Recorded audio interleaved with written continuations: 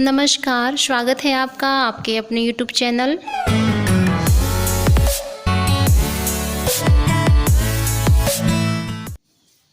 आज हम लोग संस्कृत गद्य भारती के अंतर्गत कक्षा 10 में प्रथम पाठ कविकुल गुरु कालिदास का हिंदी अनुवाद देखेंगे। कविकुल गुरु कालिदास का होगा अर्थ कविकुल के गुरु कालिदास। तो आप जब भी मेरी वीडियो देखिए अपनी किताबों को खोल लीजिए, प्रथम पाठ निकाल लीजिए और जैसे जैसे मेरी वीडियो चलेगी आप वैसे वैसे अपनी किताब में मिलाते रहेंगे, तभी आपको मेरा वीडियो समझ में आएगा। तो वीडियो जब भी शुरू करेंगे तो शुरू में ही कालिदास जी के जीवन के परिचय है थोड़ा सा हिंदी में, उस हिंदी को भी हम लोग देखेंगे। तो ध्यान दीजिए। महाकवि कालिदास संस्कृत कवियों में श्रेष्ठ हैं। उनके जन्म स्थान तथा काल के संबंध में अनेक मतांतर होने पर भी अधिकांश विद्वानों का मत है कि उन्हें विक्रमादित्य के सभा रत्नों में आदर प्राप्त था। ऐसा माना जाता है कि चंद्रगुप्त द्वितीय को विक्रमादित्य की उपाधि प्राप्त थी, जिनका समय ईस्वी सन से पूर्व माना जाता है। वही समय कालिदास का भी ठहरता है। कालिदास जी का जन्म स्थान उज्जैनी स्वीकार किया जाता है। उन्होंने रघुवंश और कुमार संभव ये दो महाकाव्य, मेघदूत और ऋतुसंहार दो खंड काव्य तथा मालविकाग्निमित्रम, विक्रमोर्वशीयम एवं अभिज्ञान शाकुंतलम तीन नाटकों की रचना की थी। कवि की सर्वश्रेष्ठ रचना अभिज्ञान शाकुंतलम है। इस विषय में प्रसिद्ध है काव्य सुनाटकम रम्यम तत्र रम्या शकुंतला। ध्यान दीजिए, इन्होंने दो महाकाव्य लिखे, दो खंड काव्य की रचना की और तीन नाटकों की रचना की, जिसमें से अभिज्ञान शाकुंतलम सबसे प्रसिद्ध इनकी रचना है। ये नाटक है और यह विश्व प्रसिद्ध है, ये चीज़ हमेशा ध्यान रखें। महाकवि कालिदास। अब हम संस्कृत का हिंदी अनुवाद शुरू करेंगे। तो जब भी आप गद्य अनुवाद करिएगा तो संदर्भ जरूर लिखिएगा कि प्रस्तुत अवतरण हमारी पठित पाठ्य पुस्तक संस्कृत गद्य भारती के कविकुल गुरु कालिदास नामक पाठ से लिया गया है। और इस पाठ में कालिदास के सामान्य परिचय यानी कालिदास के जीवन से संबंधित कुछ परिचय इसमें दिया गया है। महाकवि कालिदास संस्कृत कवीनां मुकुटमणिरस्ति न केवलं भारतदेशस्य अपितु समग्र विश्वस्योत्कृष्ट कविषु स एकतमोऽस्ति। अर्थात इसका अर्थ होगा महाकवि कालिदास संस्कृत कविनाम मतलब होगा संस्कृत के कवियों में मुकुटमणि, मुकुटमणि मतलब श्रेष्ठ है। महाकवि कालिदास संस्कृत कवियों में सर्वश्रेष्ठ हैं। न केवलं भारत देशस्य अपितु समग्र विश्वस्योत्कृष्ट कविषु स एकतमोऽस्ति। वह केवल भारत के ही नहीं बल्कि संपूर्ण विश्व के उत्कृष्ट कवियों में से एक हैं। तस्यान्वद्या कीर्ति कौमुदी देश देशांतरेषु प्रसितास्ति। उनकी यश रूपी चांदनी, कौमुदी मतलब होता है चांदनी, यश वंद्या मतलब यश रूपी चांदनी देश देशांतरों में प्रसृतास्ति मतलब फैली हुई है। प्रसृत मतलब होता है फैलना, यानी तस्या नवद्या कीर्ति कौमुदी। इसको अलग अलग पढ़िए तब आपको अर्थ क्लियर हो जाएगा। उनकी अनिंदनीय, नवद्या मतलब जिसकी निंदा न की जा सके, जिसकी बुराई न की जा सके, यानी उनकी अनिंदनीय कीर्ति, कीर्ति मतलब यश रूपी कौमुदी, कौमुदी मतलब चांदनी, चांदनी देश देशांतरों में फैली हुई है। भारत देशे जन्म लब्ध्वा स्वकविकर्मणा देववाणी मलंग कुर्वाणः स न केवल भारतीय कवि अपितु विश्वकविरिति सर्वैराद्रियते। इसका अर्थ होगा भारत देश में जन्म लेकर अपने कवि कर्म से, भारत देशे जन्म लब्ध्वा यानी भारत देश में जन्म लेकर स्व कवि कर्मणा मतलब होगा अपने कवि कर्म से देववाणी मलंग कुर्वाणः न स मतलब देववाणी संस्कृत भाषा को कहा जाता है। तो संस्कृत भाषा को अलंकृत करते हुए उनका केवल भारतीय कवि ही नहीं बल्कि विश्व कवि के रूप में भी आदर किया जाता है। अर्थात उनका जन्म भारत में हुआ है तो उन्होंने संस्कृत भाषा का जो अलंकरण किया है उसकी गिनती केवल भारत में ही नहीं बल्कि विश्व के कवियों में भी की जाती है। उनका नाम विश्व के कवियों में आदर से लिया जाता है। वाग्देवता भरतभूतस्य प्रथित यशसः कालिदासस्य जन्म कस्मिन् प्रदेशे काले कुले चाभवत्।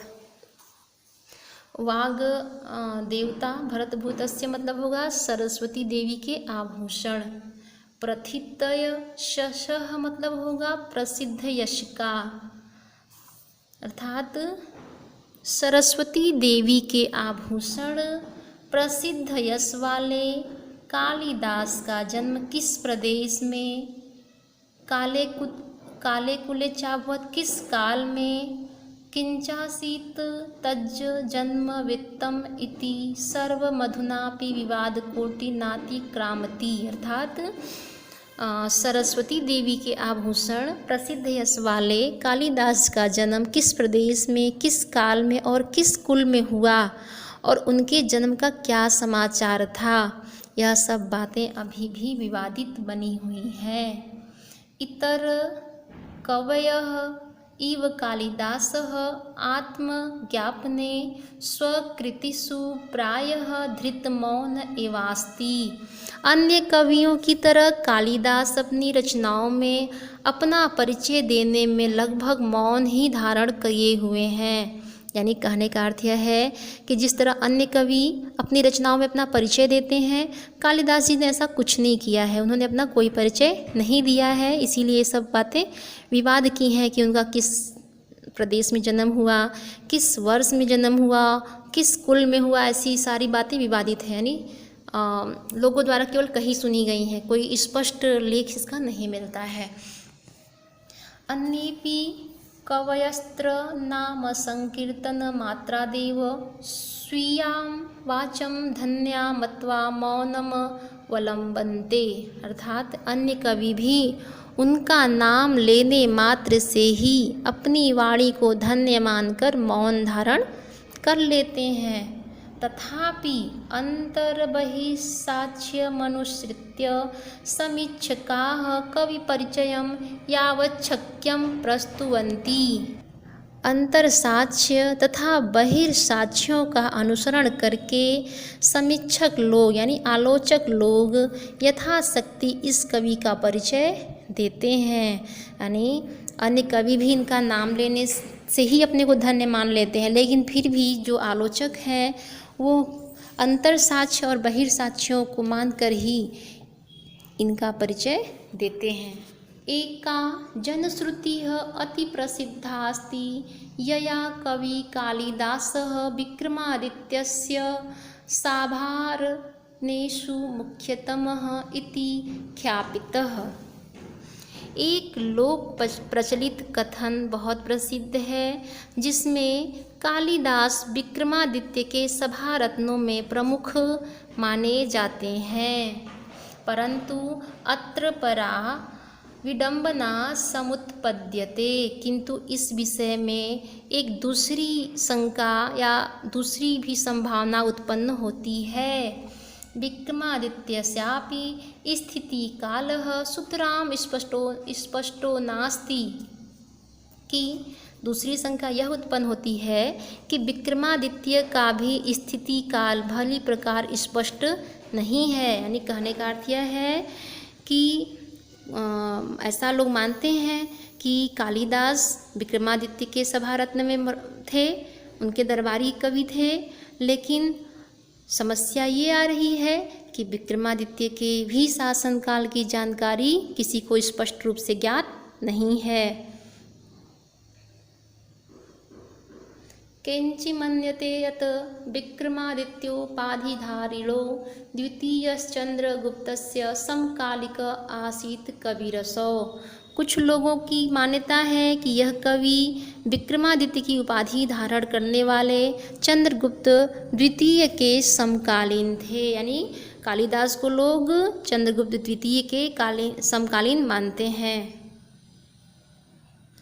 कालिदासस्य मालविकाग्निमित्रनाटकस्य नायकोऽग्निमित्रः शुंगवंशीय आसीत्।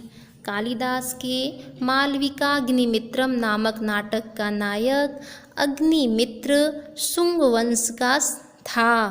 स एव विक्रमादित्योपाधिं धृतवान् यस्य सभारत्नस्वेकः कालिदासः आसीत्।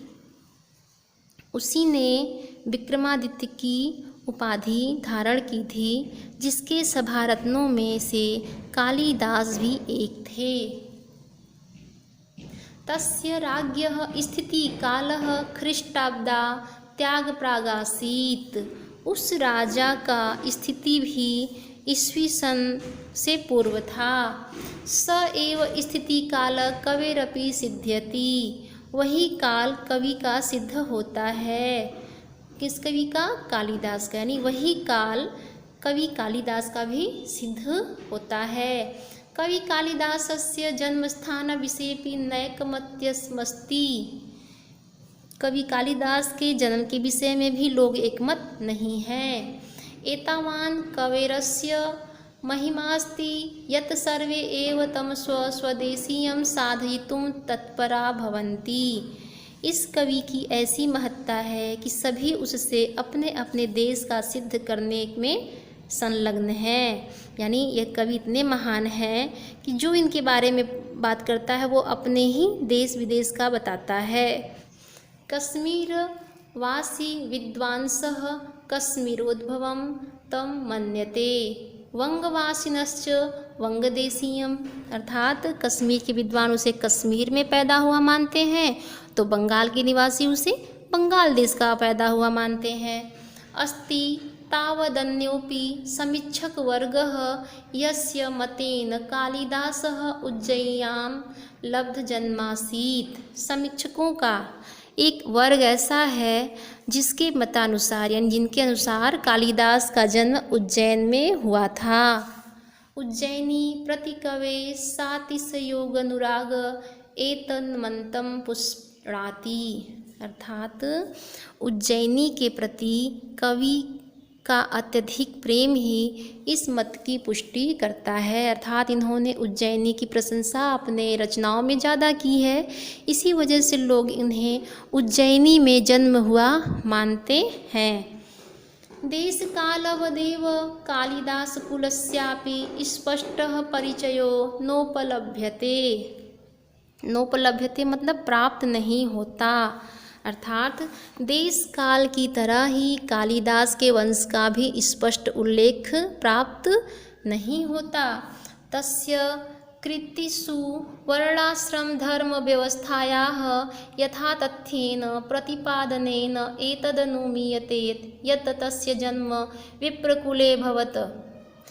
अर्थात उनकी कृतियों में वर्णाश्रम धर्म व्यवस्था का ज्यों ज्यों प्रतिपादन करने से अनुमान लगाया जाता है कि उनका जन्म विप्रवंश में हुआ था। भावनया स शिवानुरक्तश्चासीत् तथापि तस्य धर्म भावनायां मनागपि संकीर्णतां नासीत्। भावना से वह शिव भक्त थे, तब भी धर्म भावना में उनकी कोई संकीर्णता नहीं थी। अर्थात कहने का अर्थ यह है कि वह शिव के परम भक्त थे, लेकिन कहीं से भी उनके विचारों में कोई ऐसी संकीर्णता नहीं थी। शिव भक्तोरपि तत् रघुवंशे स राम प्रति स्वभक्तिभाव मुदार मनसा प्रकटयति। शिव भक्त होते हुए भी उन्होंने रघुवंश में राम के प्रति अपनी भक्ति भावना को उदार मन से प्रकट किया है।